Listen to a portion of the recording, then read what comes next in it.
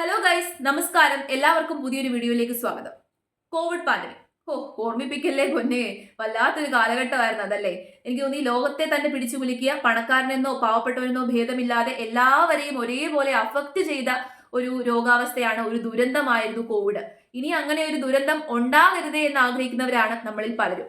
പക്ഷേ കുറച്ച് ദിവസങ്ങളായിട്ട് ഒരു രോഗത്തെക്കുറിച്ചുള്ള വാർത്ത എല്ലാവരുടെ ഇടയിലും സ്പ്രെഡ് ആകുന്നുണ്ട്. വളരെ സീരിയസ് ആയിട്ട് തന്നെ ലോകരാജ്യങ്ങൾ ഈ ഒരു വാർത്ത എടുക്കുന്നുണ്ട്. ഈ വാർത്തയുടെ ഒറിജിന് ജപ്പാനിൽ നിന്നാണ്. ജപ്പാനിൽ പടർന്നു പിടിച്ചുകൊണ്ടിരിക്കുന്ന മനുഷ്യന്റെ ഫ്ലഷ് തിന്നുന്ന ബാക്ടീരിയ പരത്തുന്ന ഒരു ഇൻഫെക്ഷൻ. അപ്പോൾ ഈ ഇൻഫെക്ഷനെ നമ്മൾ പേടിക്കേണ്ടതുണ്ടോ, ഇതിനെക്കുറിച്ച് നമ്മൾ ജാഗ്രത പുലർത്തേണ്ടതുണ്ടോ എന്ന് ചോദിച്ചു കഴിഞ്ഞാൽ പേടിക്കണം. കോവിഡ് പോലെ തന്നെ ഡെഡ്ലി ആയിട്ടുള്ള, സീരിയസ് ആയിട്ടുള്ള, വളരെ റെയർ ആയിട്ടുള്ള ഒരു ഇൻഫെക്ഷൻ ആണ് ഈ ഒരു ബാക്ടീരിയൽ ഇൻഫെക്ഷൻ എന്ന് പറയുന്നത്. അപ്പോൾ ഈ ഒരു ഇൻഫെക്ഷന്റെ പേര് STSS, streptococcal toxic shock syndrome എന്നാണ്. ഇത് ഗ്രൂപ്പ് എയിൽ പെട്ട സ്ട്രെപ്റ്റോകോക്കസ് ബാക്ടീരിയ ആണ് ഈ ഒരു ഇൻഫെക്ഷൻ പരത്തുന്നത്. അപ്പോൾ ഈ ഒരു ബാക്ടീരിയ നമ്മൾ ഫ്ലഷ് ഈറ്റിംഗ് ബാക്ടീരിയ എന്നാണ് വിളിക്കുന്നത്. അപ്പൊ ഇത് എന്തുകൊണ്ടാണ് ഇത്രയധികം സീരിയസ് ആണ്, ഡെഡ്ലി ആണ് എന്ന് പറയുന്നത് ചോദിച്ചു കഴിഞ്ഞാൽ 30% മോർട്ടാലിറ്റി റേറ്റ് ഉള്ള ഒരു അസുഖമാണ്.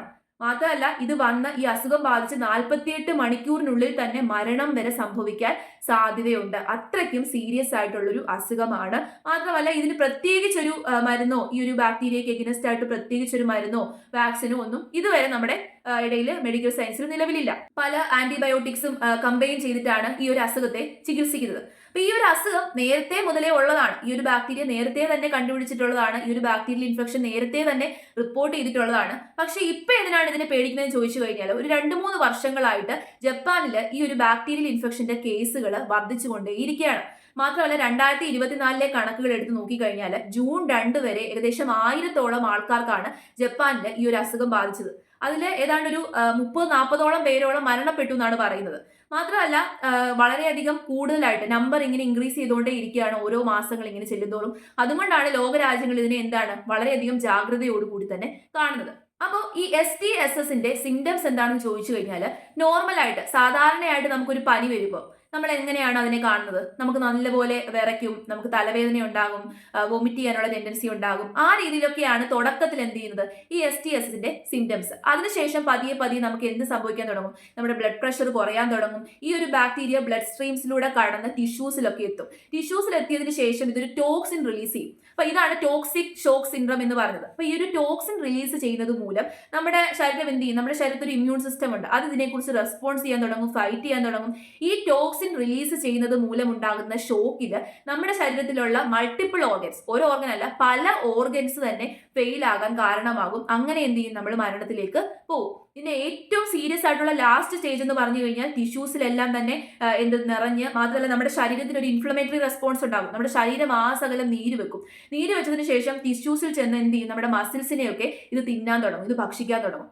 അവസാനം ചിലപ്പോൾ ഒരുപക്ഷെ നമ്മുടെ ജീവൻ രക്ഷിക്കാൻ വേണ്ടിയിട്ട് ഇൻഫ്ലെയിംഡ് ആയിട്ടുള്ള നമ്മുടെ കാലുകളോ കൈകളോ ഒക്കെ മുറിച്ച് വരെ മാറ്റേണ്ടി വരും. അപ്പോൾ ഏറ്റവും ഫൈനൽ സ്റ്റേജ് ആണ് ഏറ്റവും രൂക്ഷമായിട്ടുള്ള സ്റ്റേജ്. ആ സ്റ്റേജിൽ എത്തിക്കഴിഞ്ഞാൽ പിന്നെ ചിലപ്പോൾ നമുക്ക് തിരിച്ചു വരാൻ വേണ്ടി സാധിച്ചെന്ന് വരത്തില്ല, മരണം വരെ സംഭവിക്കും. ഇത് അത്യാവശ്യം പേടിക്കേണ്ടതാണ് എന്ന് പറയാനുള്ള കാരണം ഇതാണ്. അപ്പൊ ഈ സിംറ്റംസ് ഒക്കെയാണ് ഈ ഒരു സാധാരണ പനി പോലെ തന്നെയാണ് തലവേദന, ഛർദില്, ബ്ലഡ് പ്രഷർ കുറയുക, തണുക്കുക, ഫീവർ ഉണ്ടാകുക, ശരീരത്തിൽ ടെമ്പറേച്ചർ കൂടുക, അങ്ങനെയാണ് നോർമലായിട്ട് വരുന്നത്. അപ്പൊ ഈ ഒരു ബാക്ടീരിയ എങ്ങനെയാണ് സ്പ്രെഡ് ആകുന്നത്, എങ്ങനെയാണ് നമ്മുടെ ശരീരത്തിലേക്ക് കടക്കുന്നത് ചോദിച്ചു കഴിഞ്ഞാൽ, നമ്മൾ കോവിഡ് വന്നപ്പോൾ നമ്മൾ മാസ്ക് വെച്ചു.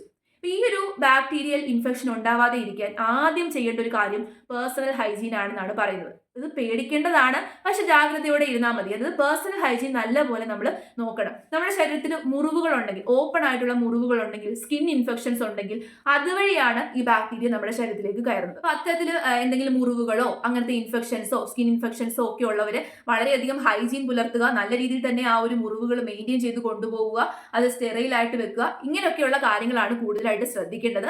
ഈ ഇൻഫെക്ഷൻ വരാതെ ഇരിക്കാൻ വേണ്ടിയിട്ടാണ് നമ്മൾ നോക്കേണ്ടത്. അപ്പൊ പേഴ്സണൽ ഹൈജീൻ നല്ല രീതിയിൽ തന്നെ നമ്മൾ നോക്കിയാൽ മതി. അപ്പൊ നിങ്ങൾ ആലോചിക്കും, നമ്മൾ ഇതൊക്കെ അറിയുന്ന എന്തിനാ? ഈ കാര്യത്തെക്കുറിച്ചും ഈ സിംറ്റംസിനെ കുറിച്ചും ഒക്കെ നമ്മൾ അറിയുന്ന എന്തിനാ? എന്താണ് അതിന് വരാതിരിക്കാനുള്ള മാർഗങ്ങൾ എന്നൊക്കെ നമ്മൾ എന്തിനാ അറിയുന്നത്? അത് ജപ്പാനിലല്ലേ എന്ന് നിങ്ങൾ ചിന്തിക്കും. പക്ഷേ ജപ്പാനിലാണെങ്കിൽ പോലും നാളെ ഒരു മാസത്തിനുള്ളിൽ നമ്മുടെ രാജ്യത്തും നമ്മുടെ കേരളത്തിലും ഇത് വരത്തില്ല എന്ന് നമുക്ക് പറയാൻ പറ്റത്തില്ല. കാരണം കോവിഡ് തുടങ്ങിയത് ചൈനയിലാണ്. ചൈനയിലെ ഒരു ചെറിയ ഗ്രാമത്തിൽ നിന്ന് തുടങ്ങി ലോകമെമ്പാടും കോവിഡ് സ്പ്രെഡായി. അത് നമ്മൾ ചിന്തിക്കുന്നതിന് മുമ്പെയാണ്, പെട്ടെന്നാണ്, വേഗത്തിലാണ് ഇതൊക്കെ സംഭവിക്കുന്നത്. അപ്പം ആ രീതിയിൽ ഈ ഇൻഫെക്ഷനും ലോകമെമ്പാടും പകരാനുള്ള സാധ്യതകൾ വളരെ കൂടുതലാണ്. അപ്പൊ നമ്മൾ എന്താണ് ചെയ്യേണ്ടത്? ജാഗ്രതയോടെ ഇരിക്കുക. നമ്മുടെ പേഴ്സണൽ ഹൈജീൻ വളരെ ഇമ്പോർട്ടന്റ് ആണ്. പേഴ്സണൽ ഹൈജീൻ കാത്തു സൂക്ഷിക്കുക. ഇപ്പൊ മഴക്കാലമാണ് നമ്മുടെ ഈ ഒരു സ്ഥലത്ത് വരാൻ പോകുന്നത്. മഴക്കാലമാകുമ്പോൾ നോർമലി നമ്മുടെ ശരീരത്തിന്റെ പ്രതിരോധ ശേഷി കുറവായിരിക്കും, ഇമ്മ്യൂൺ സിസ്റ്റം വളരെ ഡൗൺ ആയിരിക്കും. അപ്പൊ നമുക്ക് നമ്മുടെ ബോഡിയോട് ചെയ്യാൻ പറ്റുന്ന ഏറ്റവും വലിയൊരു കാര്യം എന്ന് പറയുന്നത് നല്ലൊരു ഇമ്മ്യൂൺ സിസ്റ്റത്തിനെ ബിൽഡപ്പ് ചെയ്തെടുക്കുക, സ്ട്രോങ് ആക്കി വെക്കുക. അതിന് വേണ്ടിയിട്ടുള്ള കാര്യങ്ങൾ ചെയ്യുക, എക്സസൈസ് ചെയ്യുക, നല്ല ഫുഡ് കഴിക്കുക, നല്ല ആഹാരം, നല്ല വെള്ളം കുടിക്കുക, മാത്രമല്ല നമ്മുടെ ശരീരത്തിലെ പേഴ്സണൽ ഹൈജീൻ നല്ല രീതിയിൽ വെക്കുക. അങ്ങനെയുള്ള കാര്യങ്ങളൊക്കെയാണ് ഈ രോഗം വരാതിരിക്കാൻ വേണ്ടിയിട്ട് ചെയ്യേണ്ടത്. അപ്പൊ ഇതാണ് ഈ ഒരു ജപ്പാനിനെ ഇപ്പൊ പിടിച്ചു കുലുക്കിക്കൊണ്ടിരിക്കുന്ന STSS ബാക്ടീരിയ.